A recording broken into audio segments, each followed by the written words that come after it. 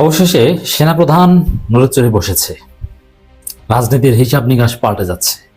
এবার বিএনপি কোন পথে যাবে? চমৎকার দুটি খবর আপনাদের জন্য নিয়ে এসেছি, হয়তো আপনাদের চোখে পড়েছে, তারপরেও আমি শুধু মনে করিয়ে দিচ্ছি। আগামী ত্রয়োদশ জাতীয় সংসদ নির্বাচনে বিজয় লাভ করে বাংলাদেশের প্রধানমন্ত্রী হবার মতো যোগ্যতা তারেক রহমানের নেই বলে মতামত ব্যক্ত করেছেন মার্কিন ডিপ্লোম্যাটরা। ভোট কিনতে হবে, টাকা লাগবে, সবাই টাকা পয়সা জায়গা মতো রাইখা দিছে তো ভাই। একটা বড় দল থেকে আর শুনতে পাচ্ছেন না, যে কথাগুলো আপনারা শুনতে পান ওই কথাগুলো কি গত 16 বছর শুনতে পান নাই?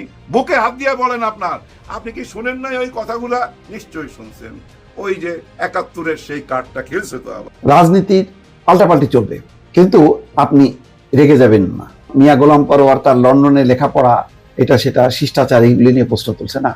এইসব সমালোচনা যেগুলি জামাত ইসলামের ব্যাপারে অভিযোগটা কি, যে সে ধর্মকে ব্যবহার।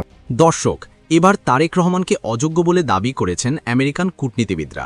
দর্শক, এ কথার সাথে আপনারা কতটুকু একমত তা অবশ্যই কমেন্ট বক্সে জানিয়ে দিবেন।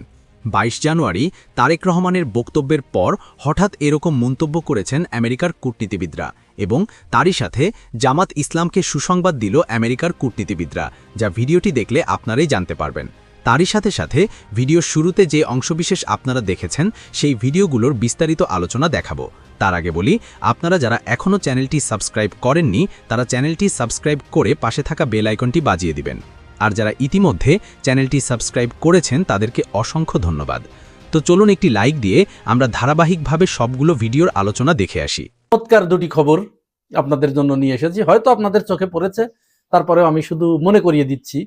আগামী ত্রয়োদশ জাতীয় সংসদ নির্বাচনে বিজয় লাভ করে বাংলাদেশের প্রধানমন্ত্রী হবার মতো যোগ্যতা তারেক রহমানের নেই বলে মতামত ব্যক্ত করেছেন মার্কিন ডিপ্লোম্যাটরা। অপরদিকে জামায়াতের বিপুল সম্ভাবনা দেখে আগামী নির্বাচনে জামাত ইসলাম সংখ্যাগরিষ্ঠতা পাবে এবং অনেক বেশি আসন পেয়ে তারা সরকার গঠন করবে। ফলে মার্কিন যুক্তরাষ্ট্র জামাতের সাথে কাজ করতে, সম্পর্ক বৃদ্ধি করতে চায়। এরকম দুটি নিউজ পৃথকভাবে এসেছে। এর ভিতরে প্রথম নিউজ সেটি ওইভাবে এখনো ভাইরাল হয় নাই, দ্বিতীয়টি ভাইরাল হয়েছে।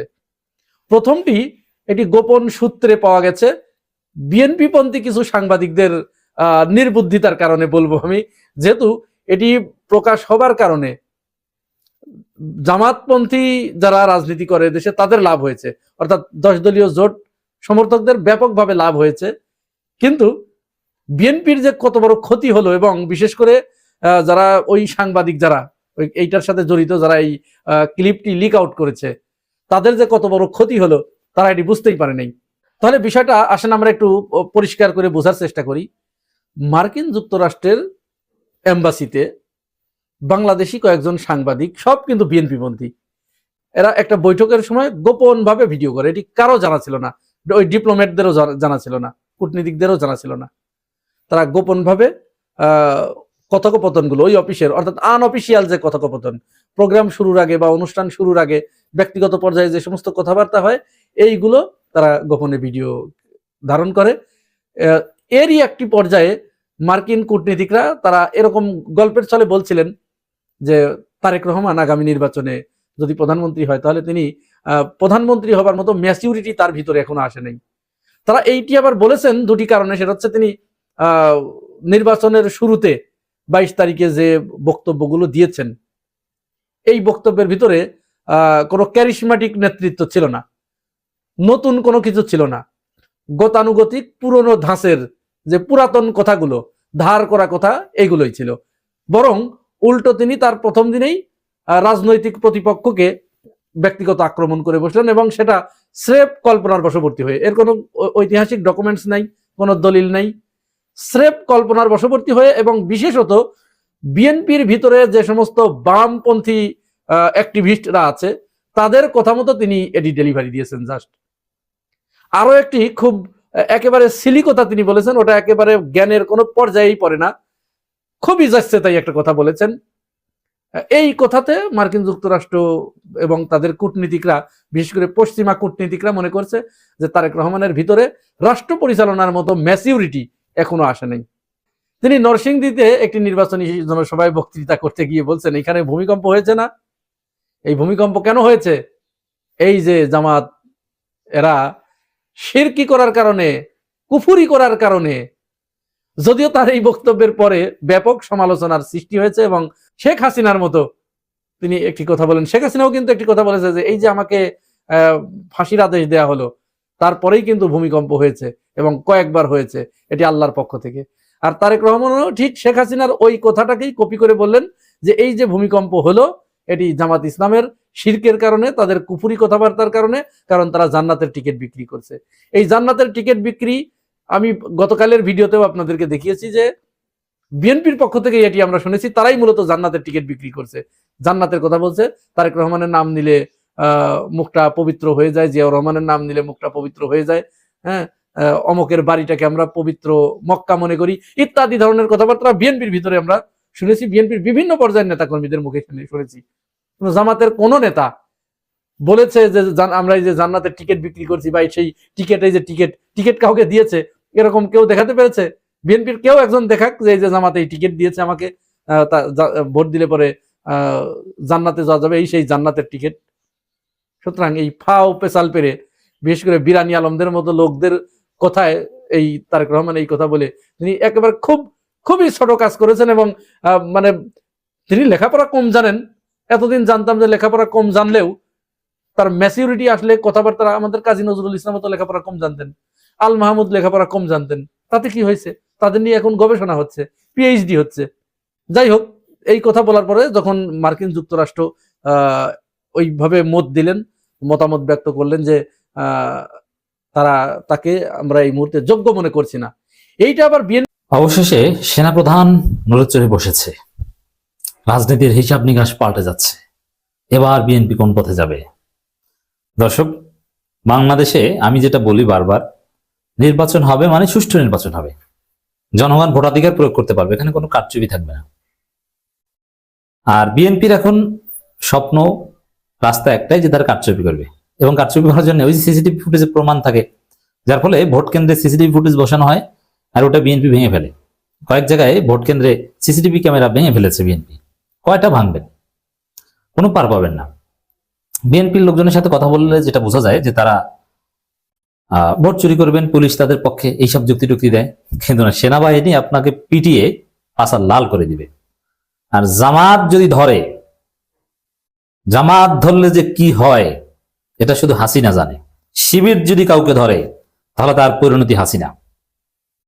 অতএব আমরা দেখতে পাচ্ছি যে ইউনূস ইজ ডিটারমাইন্ড যে সুষ্ঠু নির্বাচন করবেন, পরিবেশ উন্নতি হচ্ছে, লেভেল প্লেইং ফিল্ড আপনি মার্ক যাচ্ছে, যারা অপরাধ করছে তারা ছাড় পাচ্ছে না, বিএনপি দিন দিন কোণঠাসা হয়ে পড়ছে অপরাধের কারণে। এবং সুষ্ঠু নির্বাচনের সবচাইতে বড় ইনস্ট্রুমেন্ট সেনাবাহিনী। সেনাবাহিনী যদি প্রত্যেকটা কেন্দ্রে, জামাতের দাবি ছিল প্রত্যেক কেন্দ্রে 5 জন করে সেনাবাহিনী, 5 জন না থাকতে পারলেও প্রত্যেকটা কেন্দ্রে যদি 2 জন সেনাবাহিনী অস্ত্র হাতে দাঁড়িয়ে থাকে, কোনো বিএনপি পান্ডার সাহস নাই তাদের সামনে থেকে ভোট চুরি করবে। অতএব অস্ত্র হাতে নিয়ে সেনাবাহিনী দাঁড়িয়ে থাকতে হবে। আমার মনে হয় সেনাবাহিনী সেদিকেই যাচ্ছে। এখন সেনাবাহিনী যদি সত্যিকার অর্থেই সিরিয়াস ভূমিকা পালন করার চেষ্টা করছে, যেটা সেনাপ্রধান বলছেন, তাহলে ভোট চুরির কোনো সম্ভাবনা থাকবে না, সুষ্ঠু নির্বাচন হবে। আর সুষ্ঠু নির্বাচন হবে, ভোট চুরি করা যাবে না। এটা যখন, এবং আরো আওয়ামী লীগ বিএনপি যাদেরকে নিয়ে ভোট চুরি করবে এরা তো ধরা পড়বে, এরা চেষ্টা করবে নির্বাচনের আগেই। ওই যে এস এম খালেদুজ্জামান তারেক রহমানের বিরুদ্ধে যিনি জিতবেন ঢাকা 17-তে, তিনি বলেছেন না, তিনি স্পষ্ট করে বলেছেন যে নির্বাচন আগে সব সাইজ হয়ে যাবে। বিএনপির যারা ভোট চুরি করবেন তারা সাইজ হয়ে যাবেন। দর্শক, খবর, নির্বাচনে পেশাদার ও নিরপেক্ষ দায়িত্ব পালনের নির্দেশ সেনাপ্রধানের। সেনাপ্রধানের যে নির্দেশনা, পেশাদার ও নিরপেক্ষ, হ্যাঁ, সেনাবাহিনী কারো দালালি করবে না। সেনাপ্রধান, সেনাবাহিনীর এক অফিসারদের, অনেকের সেই জিয়াউলদের মতো অফিসারদের ভূমিকা নিয়ে আমাদের হাজার লক্ষ সমালোচনা, দ্যাটস ডিফারেন্ট। বাট সেনাবাহিনী অ্যাজ এ বাহিনী তারা কারোই পক্ষ অবলম্বন করবে না, এটা আমরা নিশ্চিত। তারা অন্যায়ের বিরুদ্ধে থাকবে, ন্যায়ের পক্ষে থাকবে, এতে কোনো সন্দেহ সংশয় নেই। অতএব সেনাপ্রধান যখন পেশাদার ও নিরপেক্ষ দায়িত্ব পালনের নির্দেশ দিয়েছেন, যারা ভোট চুরি করতে চান তারা ওইসব স্বপ্ন বাদ দেন। ভোট চুরি করতে পারবেন না, আপনার জীবন তামা হয়ে যাবে। যে ভোট চুরি করতে আসবেন, আপনার ইহকাল পরকাল সব যাবে। আগে জামাত কি করেছে এটা শুনলে তো আপনি ভয় আপনার আপনার কাঁপুনি শুরু হবে। প্রত্যেকটা ভোট কেন্দ্রে ফলাফল পাল্টে দিবেন না, প্রত্যেকটা ভোট কেন্দ্রে কতজন জামাতে ভোট দিতে গিয়েছে সবকিছুর অক্ষরে অক্ষরে মিলিয়ে হিসাব নেবে জামাত। এই যে নির্বাচনের ফলাফল পেতে আপনার 3 দিন সময় লাগতে পারে, দেরি হতে পারে, অলরেডি বলেছে না। হ্যাঁ, এর মধ্যে অনেক রহস্য আছে। নির্বাচনের ফলাফল পেতে দেরি হতে পারে। দেরি হতে পারে কেন? কারচুপি করবে না, অক্ষরে অক্ষরে মেলানো হবে, একটু এদিক ওদিক হতে পারবে না। এটা নিয়ে নানা সন্দেহ সংশয় আছে, কিন্তু ভালো দিকও আছে। কোনো 2 নাম্বারই করতে পারবে না, একটা ভোটও এদিক ওদিক হবে না। জনগণ যাদেরকে ভোট দিবে তারাই আসবে। আর এই পরিবেশ নিশ্চিত করবে সেনাবাহিনী। ত্রয়োদশ জাতীয় সংসদ নির্বাচন ও গণভোট সামনে রেখে সেনা সদস্যদের পেশাদারিত্ব, নিরপেক্ষতা, শৃঙ্খলা ও ধৈর্য, নাগরিক বান্ধব আচরণের মাধ্যমে দায়িত্ব পালনের উপর গুরুত্ব আরোপ করেছেন সেনাবাহিনীর প্রধান জেনারেল ওয়াকারুজ্জামান। দেখেন, সেনাবাহিনীর ওয়াকারুজ্জামানকে নিয়ে সমালোচনা রয়েছে বা অনেককে নিয়ে সমালোচনা রয়েছে, বাট সেনাবাহিনীর নিম্নপদস্থ অফিসার এবং সৈনিকরা কিন্তু সত্যিকার অর্থে দেশপ্রেমিক। তো ইউনূসের সাথেও কথা হয়েছে। পুরো সেনাবাহিনীর বা আইন শৃঙ্খলা রক্ষায় নিয়োজিত সমস্ত বাহিনীর ইউনূস চূড়ান্ত নির্দেশনা দিয়ে দিয়েছেন। এতে ভোট চুরির রাস্তা বন্ধ হয়ে যাচ্ছে। অতএব খবর সব দিক থেকে ভালো, ভালো কিছু হতে যাচ্ছে বলে আমরা দেখতে পাচ্ছি। নির্বাচন অবাধ, সুষ্ঠু, শান্তিপূর্ণ নির্বাচন অনুষ্ঠানে সেনাবাহিনী সর্বাত্মক সহযোগিতা করবে। ত্রয়োদশ জাতীয় সংসদ নির্বাচন এবং গণভোট উপলক্ষে আইন শৃঙ্খলা পরিস্থিতির মূল্যায়ন এবং মোতায়েন করে সেনা সদস্যদের কার্যক্রম সরেজমিনে দেখতে কুমিল্লা চট্টগ্রাম এলাকা পরিদর্শন করে সেনাপ্রধান। এর মানে মাঠে নেমে সেনাপ্রধান এবার তদারকি করছেন।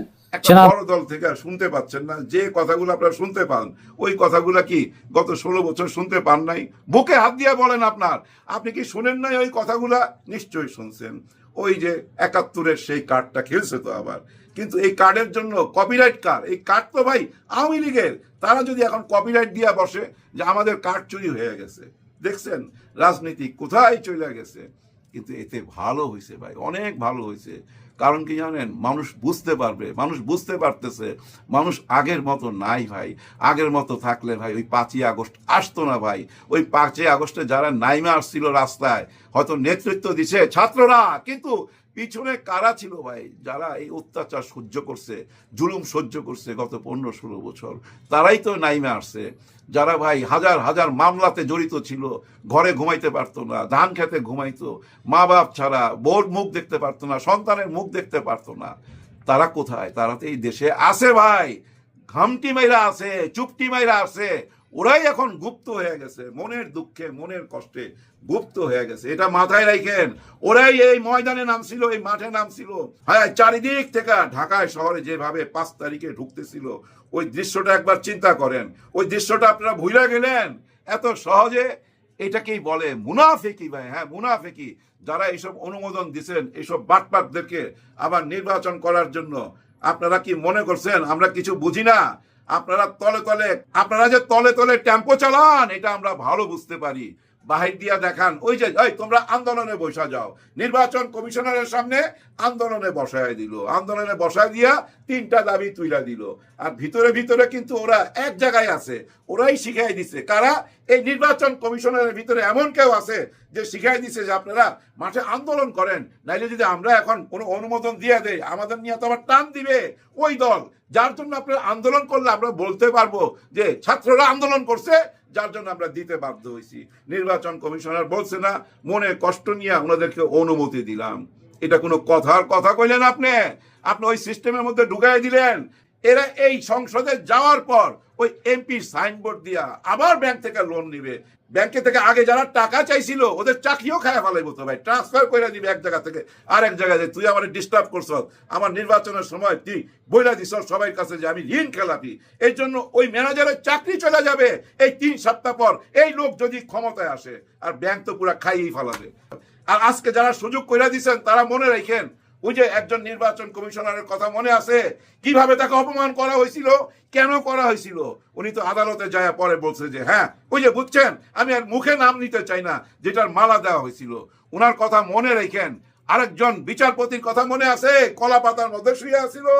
এইভাবে ধইরা তারা জিজ্ঞাসাবাদ করতেছিল, ওই নিচে দিয়া ফাটায় ফালাইছিল, 60-70 লাখ টাকা নিয়ে যাইতেছিল, সমস্ত টাকা দালালরা নিয়ে ওনার নিচে ফাটায় দিয়া কলা পাতার মধ্যে শোয়াই দিয়া চলে গেছিল। উনিও কিন্তু বিচারপতি ছিল। এইটা ভুলা যায় না। আসলে এইসব দৃশ্যগুলো না আমার মনে হয় রাস্তাঘাটে বা এই যে আদালত পাড়ায় টাঙ্গায় দেওয়া উচিত, লাগাই দেওয়া উচিত, ব্যানার দিয়া একদম পাকা পোক্ত করে, যেন বৃষ্টিতে ভিজলেও কিছু না হয়। ওগুলা দেখা উচিত, বারবার দেখা উচিত।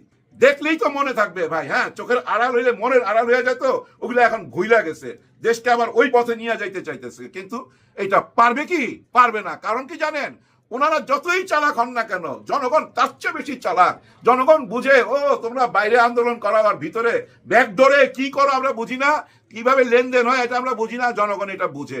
এদেরকে আপনারা পাস করায় এই সংসদে আপনারা নিতে পারবেন না, কারণ নিয়ে যাওয়ার ক্ষমতা কার হাতে? এই জনগণের হাতে। ওই জনগণ এটা ভোট দেওয়ার সময় না বুঝাই দিবে। অতীতে যেভাবে বোকা বানাইতে পারছেন সবাইকে, ওইভাবে বোকা বানাইতে পারবেন না। হ্যাঁ ভাই, বোকা বানানো সম্ভব না। কারণ কি জানেন, ওই কপিরাইটের রাজনীতি, ওই কপিরাইটের রাজনীতি দিয়া হবে না। নতুন রাজনীতি লাগবে, তো নতুন কথা লাগবে। পুরনো এগুলা খায় না, এগুলা নাটক না, মানুষ দেখছে। গত সরকার যেসব নাটক করছে আমরা দেখছি না? অনেকের বাবাকে গায়েব করে দিয়া, ওই যে প্যাট ফাইলা সিমেন্টের বস্তা ভইরা এই নদীতে ভাসায় দিয়া, তাদের ছেলে মেয়ে সন্তানকে সামনে রেখা, উনার ওয়াইফকে সামনে রেখা মায়া কান্না কাটতে আমরা দেখছি না? এইসব নাটক তো আমরা দেখছি, তাই না? আমাদেরকে আর বোকা বানানো সম্ভব না ভাই। যদি বোকা হই তাহলে ভাই ধ্বংসের পথে চলে যাবো। হ্যাঁ ভাই, ধ্বংসের পথে চলে যাবো। সত্যি সত্যি ভাই। দর্শক, সম্পূর্ণ ভিডিওটি দেখলেন, আশা করি বিষয়টি বুঝতে পেরেছেন। এই নিয়ে আপনার গুরুত্বপূর্ণ মন্তব্যটি অবশ্যই কমেন্ট বক্সে জানিয়ে দিবেন। ধন্যবাদ।